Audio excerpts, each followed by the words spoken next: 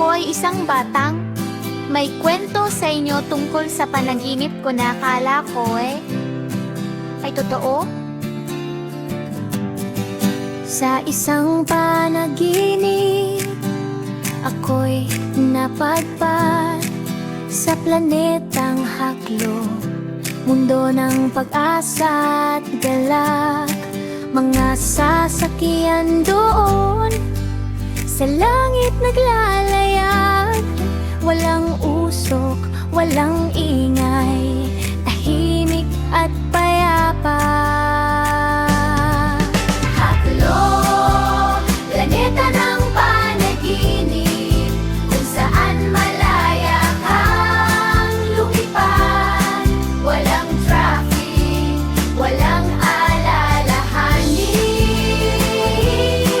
Sa Haklo, ang buhay ay kay ganda. Ang kalsada'y malinis, walang alikabok. Ang init ng araw, tamang-tama lang sa balat. Sa gabi, walang